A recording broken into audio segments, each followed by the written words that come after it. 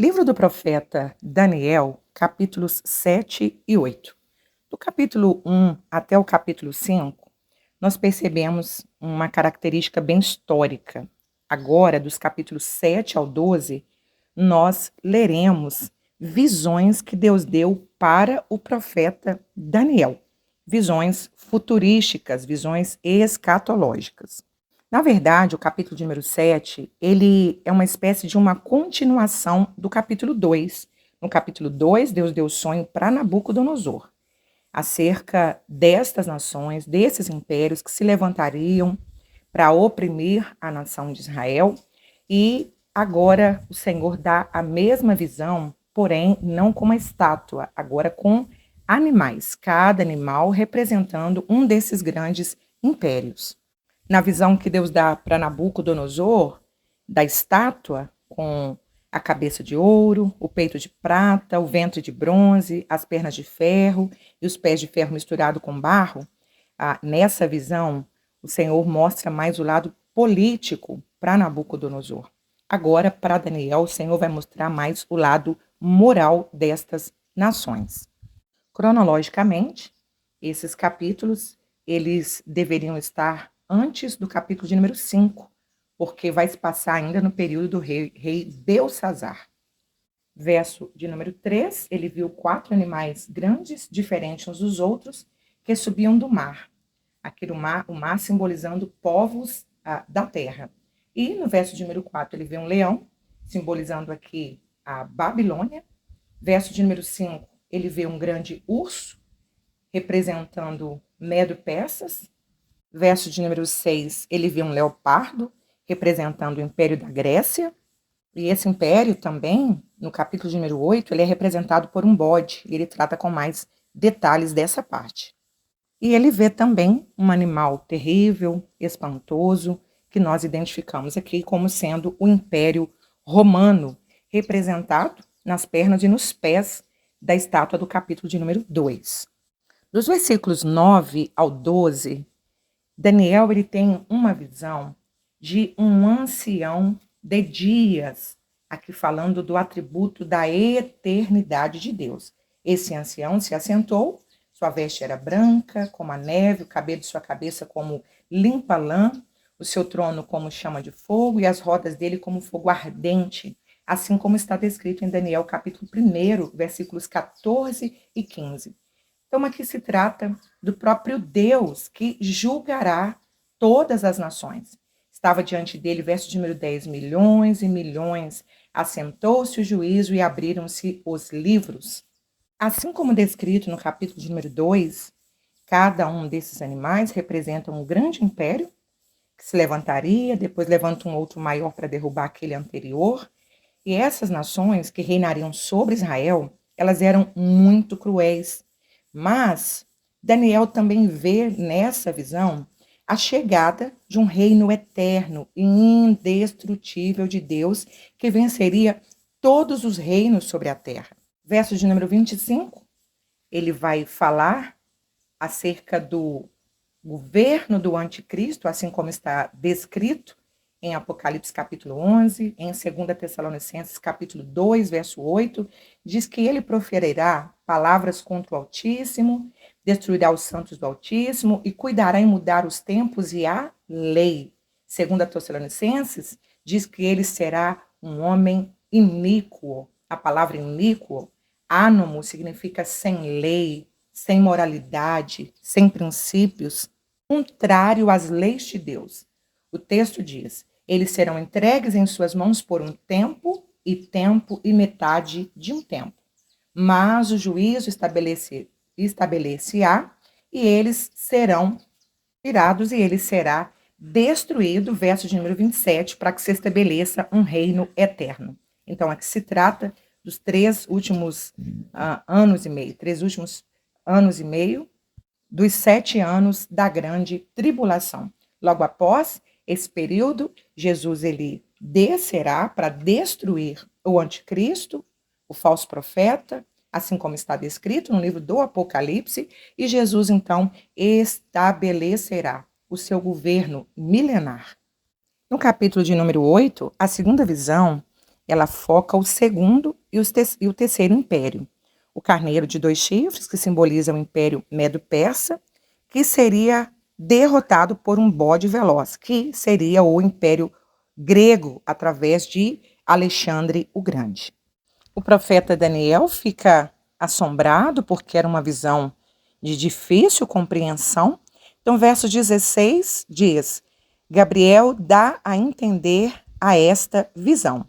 Veio perto de onde eu estava, e vindo ele, fiquei assombrado, caí sobre o meu rosto, mas ele me disse: Entende, filho do homem, porque esta visão se realizará no tempo do fim, e o Senhor dá a interpretação. Verso 20, aquele carneiro que viste com 2 pontas são os reis da Média e da Pérsia. Verso 21, mas o bode peludo é o rei da Grécia. Quando lemos esses textos, o objetivo do livro do profeta Daniel fica cada vez mais claro. Nós estamos falando de grandes mega impérios poderosos que tinham poder de subjugar todas as nações através do seu poderio militar, da sua força política, mas quando Deus mostra isto para Nabucodonosor e agora mostra para Daniel, o Senhor estava dizendo assim: olha, o meu poder está acima de todos os reinos. Eles são reis de reis, mas o Senhor é rei dos reis. O poder do Senhor é ilimitado. Da mesma maneira que o Senhor mostrou, tanto para Nabucodonosor como para Daniel, aconteceu literalmente. A Babilônia foi derrotada, depois Medo-Persas foram derrotados, depois a Grécia foi derrotada, depois o Império Romano foi derrotado, mas virá um reino poderoso, indestrutível. Algumas nações se gabam do seu poderio militar, da sua força política, achando que podem fazer o que quiserem, subjugar pessoas e usar o seu poderio bélico para poder oprimir nações. Mas o único reino indestrutível é o reino poderoso do nosso Deus. Ele governa desde o princípio e governará até o fim. O seu reino é de eternidade a eternidade. Livro do profeta Daniel, capítulo de número 9. Esse capítulo é um capítulo importantíssimo para entendermos o livro do Apocalipse. O que Deus vai revelar para Daniel aqui no capítulo 9 é um quadro geral desses eventos futuros relacionados a Israel. E lá no livro do Apocalipse, Deus vai revelar para João detalhes do que Deus mostra para Daniel aqui. Então, é um livro importantíssimo para entender todo o livro do Apocalipse. Começa descrevendo como foi que ele recebeu esta visão, versos 1 e 2, no primeiro ano de Dario, filho de Assuero, da nação dos Medos, ele recebe essa visão do Senhor. Ele estava orando ao Senhor porque ele leu no livro, nos escritos de Jeremias, acerca de quanto tempo duraria o cativeiro. E o cativeiro duraria 70 anos. E quando Daniel lê sobre isso e percebe que parecia que estava demorando, ele então começa a orar. Verso de número 3. Então eu dirigi o meu rosto ao Senhor Deus para o buscar, com oração, rogos, jejum, pano de saco e cinza. Verso de número 4 e 5. Ele ora, confessa os seus pecados para o Senhor e diz: pecamos. Ele usa aqui a terceira pessoa do plural, se incluindo como um judeu pecador. Pecamos, cometemos iniquidade. Verso de número 6, a razão disso? Não demos ouvido aos teus servos, os profetas que o Senhor nos enviou. Olha, Senhor, eu estou te pedindo misericórdia. Verso de número 9. Pertence ao Senhor a misericórdia e o perdão. Em outras palavras, Daniel está dizendo assim: eu sei que o que está acontecendo é porque nós merecemos esse castigo, mas tenha misericórdia e nos perdoa. Ele lembra, verso de número 12, o que está acontecendo é o que foi dito através da sua palavra. Deuteronômio capítulo 28, o Senhor já tinha dito tudo o que aconteceria caso o povo não guardasse a palavra do Senhor. caso o povo não obedecesse. Deuteronômio 28. Se ouvirdes, se atentamente guardardes, mas, restante do capítulo, se não ouvires, se não guardardes, tudo que o povo estava vivendo aqui estava descrito nesse capítulo 28. Já estudamos bastante sobre isso. Ele diz, verso de número 13, como está escrito na lei de Moisés. Todo aquele mal que estava escrito lá, que o Senhor deu para Moisés, nos aconteceu. Mas agora ele clama por misericórdia, verso de número 16. Aparte-se a tua ira e o teu furor da cidade de Jerusalém. Nos perdoa. Verso de número 20, estando eu ainda falando, orando, confessando o meu pecado e o pecado do meu povo, o Senhor então enviou o verso 21, um anjo, para dar uma resposta do clamor, da oração de Daniel.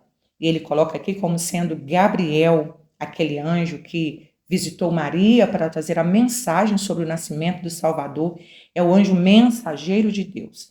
E ele diz, olha, Gabriel me disse estas palavras, olha, verso de número 23, no princípio das tuas súplicas saiu a ordem, eu vim para te declarar que você, Daniel, é um homem muito amado, o Pai te ama, Deus te ama muito, mas entende a visão. E agora ele começa, então, a descrever a visão, a explicar essa visão que ele estava dando para Daniel. Ele disse, olha, 70 semanas estão determinadas. Para quem? Não para a igreja, sobre o teu povo e sobre a tua santa cidade. Então, 70 semanas não é para a igreja, 70 semanas é um tratamento de purificação de Deus com a nação de Israel. E ele explica que essa visão, ela tem um propósito, extinguir a transgressão, dar fim aos pecados e expiar a iniquidade. Trazer justiça eterna, selar a visão e a profecia e ungir o santo dos santos. Então, o que ele está falando é que essa expiação aconteceria através do sacrifício de Jesus, que traria o poder sobre o pecado. Verso 25, ele então explica, olha, desde a saída da ordem para restaurar, para edificar Jerusalém, até o Messias, o príncipe, 7 semanas, 62 semanas. Ou seja, tem 3 grupos aqui. Primeiro grupo de 7 semanas, que é sob a ordem da reconstrução dos muros da cidade. Neemias capítulo 2 descreve isso. Segundo grupo, mais 62 semanas. Seria desse período até a morte do Messias. Então, aqui se cumpriria 69 semanas. Porém, no verso de número 28, a visão mostra que encerra-se a contagem das semanas. 69 semanas, então, se cumprem, será tirado o Messias e não será mais, ou seja, Jesus é assunto ao céu e agora não se conta mais semanas. E quando é que voltará, então, a contar a última semana? Lembrando aqui, com base em vários textos bíblicos, como Levítico 25:8, Números 14:34, que existe a semana de anos. Então, aqui, uma semana não é 7 dias, uma semana é 7 anos. Então, se 69 semanas, contando um período cerca de 483 anos, já se passaram e falta, então, uma última semana, 7 anos. E ele mesmo descreve aqui quando se dará esta última semana. Ela começa com o surgimento do anticristo, verso de número 27, que firmará um concerto com muitos por uma semana. Porém, na metade da semana, ele fará cessar o sacrifício, a oferta de manjares, sobre as asas das abominações virá o assolador, e isso até a consumação. E o que está determinado será derramado sobre o assolador. Então, 7 anos, metade dos 7 anos, 3 anos e meio, mais 3 anos e meio, conforme está escrito também em Apocalipse 11, versos 2 e 3, capítulo 12, versos 6 e 14. Então, essa última parte é chamada de a grande tribulação. Os 7 anos são chamados de período da tribulação. E Essa segunda parte dos 3 anos e meio é chamado de a grande tribulação, conforme o próprio Cristo disse em Mateus capítulo 24. As pessoas questionam, têm dúvida acerca desse período chamado a grande tribulação, se a igreja passará ou não passará por esse período da grande tribulação. Nós temos muitos eventos no Antigo Testamento que ilustram essa chamada grande tribulação com um livramento para o justo. Por exemplo, antes de Deus mandar o dilúvio no capítulo 6 do Gênesis, Deus arrebata Enoque.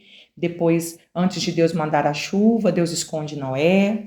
Antes de Deus destruir Sodoma e Gomorra, Deus retira Ló e a sua família para depois mandar o fogo, conforme Lucas capítulo 17. Então, nós temos muitas ilustrações.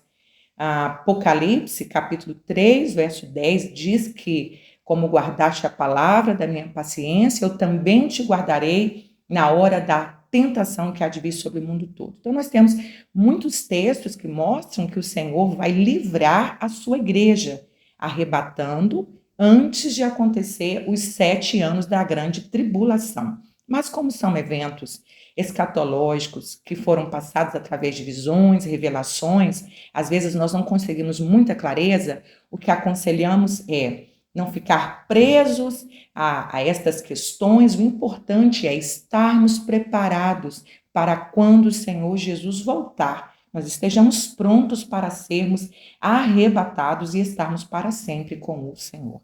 Esta é a nossa esperança. Livro do profeta Daniel, capítulos 10, 11 e 12. E aqui nós encerramos esse livro tão precioso. Capítulo número 10, a visão se passa no 3º ano de Ciro, rei da Pérsia, aquele rei que Deus usou para autorizar o retorno do povo judeu que estava na Babilônia para Jerusalém. Daniel não retornou, talvez por causa da sua idade, ele já estava com cerca de 80 anos, ou talvez por causa dos seus ofícios na Babilônia. E Daniel diz que ele estava muito angustiado, e olhando aqui a cronologia e essa data, entende-se que talvez essa sua angústia fosse por causa do templo que a construção havia sido embargada, e Daniel, como um patriota, alguém que amava a sua nação, isso trouxe muita angústia ao seu coração. Eu tenho dito que uma das características de um verdadeiro profeta é aquele que ama a sua nação. Chora, ora, jejuma e clama por sua nação. E ele então faz um jejum e oração, clamor por 21 dias. Não foi um jejum aqui como os demais, que normalmente abstém-se de alimentos. Aqui ele se absteve de comidas gostosas, desejáveis. Então, ele só comeu comidas que seriam necessárias para o seu sustento, mas ele não comeu carne, iguarias, nada que fosse saboroso. E versículos 5 e 6, se compararmos com Apocalipse capítulo 1, dos versos 13 a 16, nós entendemos aqui que Daniel teve uma visão do próprio Cristo, assim como João teve a mesma visão na ilha de Patmos. Verso de número 9, ele diz que ele caiu e profundamente adormecido, como se estivesse maravilhado com aquilo que ele acabou de contemplar, e em seguida, um daqueles anjos toca o ombro de Daniel e fez com que ele caísse ajoelhado e diz para ele, olha, verso de número 12, não temas, Daniel, porque desde o primeiro dia que aplicaste o teu coração a compreender e a humilhar-te perante o teu Deus, as tuas palavras foram ouvidas e eu vim por causa das tuas palavras. Deus agora permite que Daniel contemple uma batalha espiritual, a guerra entre o bem e o mal. Muitas pessoas não acreditam no mundo espiritual, não acreditam na existência de anjos de Deus e nem de anjos caídos, demônios. Mas aqui ele disse, olha, eu vim trazer a resposta para você. Mas, verso 13, o príncipe do reino da Pérsia se pôs defronte de mim 21 dias. Ele não está falando aqui de um ser humano, ele está falando aqui de um ser espiritual que o deteve nos ares, um ser maligno que tomava conta, que incitava o pecado naquela região. Paulo escrevendo aos 1 Coríntios, capítulo 10, versos 19 e 20, ele mostra que há uma relação muito grande entre a adoração a ídolos e a motivação disto pelos demônios. Significa que por trás da adoração de ídolos, como esse pecado foi tão predominante nesse período, estão invisivelmente a atuação dos demônios. Efésios, capítulo de número 6, tem uma descrição maravilhosa sobre o que é essa guerra espiritual. Ele diz que a nossa luta não é contra carne e nem sangue, é contra a potestade. O cristão, o servo de Deus que vive na luz, tem uma guerra contra as trevas. O servo de Deus que vive a verdade tem uma guerra contra a mentira. Então existe uma guerra, segundo capítulo 6 da carta de Paulo aos Efésios. Essa guerra, ela acontece o tempo todo. E nós precisamos de armaduras espirituais para pelejar nessa guerra espiritual. E quais são as nossas principais armas? Jejum, oração e palavra de Deus. Verso número 13, ele diz, olha, mas Miguel, um dos príncipes, que é o guardião de Israel, ele veio para me ajudar e eu fiquei ali com os reis da Pérsia. Então ele diz, agora vim para fazer entender o que vai acontecer ao teu povo, a nação de Israel, no tempo do fim. Que essa visão não é para agora. E ele então explica para ele, verso de número 20. Olha, e disse, sabes porque eu vim a ti, Daniel? Eu vou pelejar novamente contra o príncipe dos persas, e saindo eis que virá o príncipe da Grécia. Então, ele está falando do cumprimento da profecia da estátua, depois da visão dos animais, que o Senhor pelejaria contra os persas, que se levantaria Alexandre o Grande com o império da Grécia. Capítulo de número 11, nós temos uma história que abrange o Império Persa até o Novo Testamento. Então, nós sabemos dessas histórias por escritos judaicos e historiadores que registraram esse período de 400 anos, que nós chamamos de período interbíblico ou período de silêncio, que nós estudaremos isso posteriormente. Por fim, nos versos 35 a seguir, ele fala sobre esse último inimigo opressor da nação de Israel, representado ali pelos pés da estátua, né, que é aquela mistura de ferro e barro, falando do anticristo, que será um ser humano, porém agirá com o poder de Satanás. Então aqui ele tem uma descrição, dizendo como será esse tempo do fim, e ele diz, olha, e esse rei se fará conforme a sua vontade, se levantará, se engrandecerá sobre todo Deus, e contra o Deus dos deuses falará coisas incríveis, ele se tornará um ferrenho opositor de Cristo. E esse sistema maligno de Satanás, ele está acontecendo desde o capítulo 3 do Gênesis. O anticristo ainda não se manifestou, mas o espírito do anticristo já opera, fazendo a humanidade odiar Deus, odiar os princípios da palavra de Deus, e isso vai culminar nos 7 anos da grande tribulação, quando esse homem, que tem algumas características dele aí, diz assim, verso 37, não terá respeito aos deuses e seus pais, ou seja, será uma pessoa revolucionária, progressista, que não vai se atentar a valores, conservadorismo, nem terá respeito ao amor das mulheres, falando aqui de uma sexualidade, nem a qualquer Deus, porque, sobretudo, se engrandecerá. Então, mostra aqui que ele fará isso até o tempo determinado por Deus, verso de número 36, quando a ira do Senhor será estabelecida sobre o anticristo, assim como está escrito também no livro do Apocalipse, e também no livro de Zacarias. E verso de número 45 diz que ele vai estabelecer o seu palácio, o seu trono, o seu governo no Monte Santo. Capítulo de número 12, a visão trata-se especificamente de eventos futuros.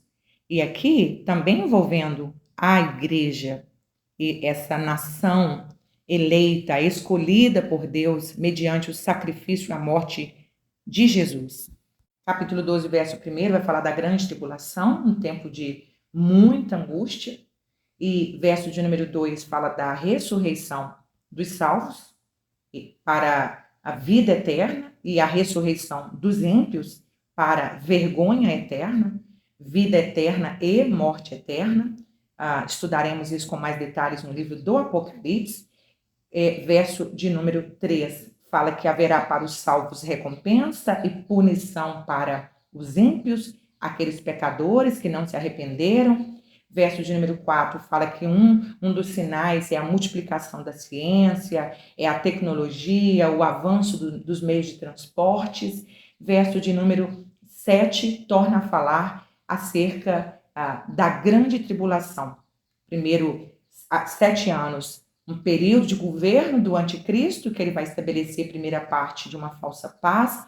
Todas as pessoas vão amar a ideia de um homem que vem para resolver um problema econômico global. A terra vai estar um caos, a economia vai estar defasada, de repente vai surgir esse homem com uma ideia socialista, comunista, dividindo os bens, todo mundo vivendo igual, comendo igual, mundo sem religião. Isso que esse atual comunismo prega tanto está reservado para esse período da primeira metade dos 7 anos. Depois ele quebra sua aliança e estabelecerá então a grande tribulação, como está descrito no livro do Apocalipse, ali falando da ira do Senhor sendo derramada sobre a terra.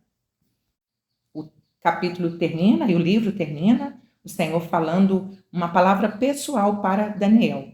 Esse homem de Deus que foi levado para o cativeiro ainda tão novo, com cerca de 14 anos de idade, e venceu todos os desafios na sua adolescência, juventude, foi um homem fiel ao Senhor, não negociou os seus princípios, não se curvou perante os deuses da Babilônia, foi fiel, cumpriu um propósito do Senhor. Deus agora está dando para ele uma promessa de uma recompensa, de um troféu. Vai até o fim. Você vai repousar e estarás na tua sorte nos fins dos dias. Ou seja, você será ressuscitado, Daniel. Haverá uma recompensa para você. Haverá para você vida eterna. Você vai estar lá quando essas coisas acontecerem. Esse livro é precioso, muitos textos de difícil compreensão. Eu não me atentei aos detalhes porque precisaríamos de tempo mais longo para falar sobre cada uma dessas partes da escatologia, mas basicamente é o que nós comentamos aqui. No livro do Apocalipse, nós estudaremos com mais detalhes cada uma dessas partes, desses eventos escatológicos. Eu volto a falar para vocês, alunos do curso A Bíblia Comentada. O nosso propósito não é ficar discutindo, desvalorizando o que um pensa, o que o outro pensa, se é pós-milenista, se é pós-tribulacionista. Nosso intento aqui é preparar as nossas vidas, nos santificar e cumprir a nossa missão. Qual é a nossa missão? Pregar o Evangelho. Esses pormenores, dessas questões escatológicas não interferem na nossa salvação. O que interfere na salvação é não se santificar, é não cumprir a missão. Então, primeiro, vamos nos santificar, vamos estar com a nossa vida diante do altar do Senhor. Número 2, cumprir a nossa missão, pregar o Evangelho a toda criatura até que Cristo venha. Se esses áudios têm sido bênção na sua vida, não se esqueça de compartilhar. Um grande abraço, sou a missionária Teca Breder e com carinho que estamos conversando, comentando os capítulos da Bíblia com você.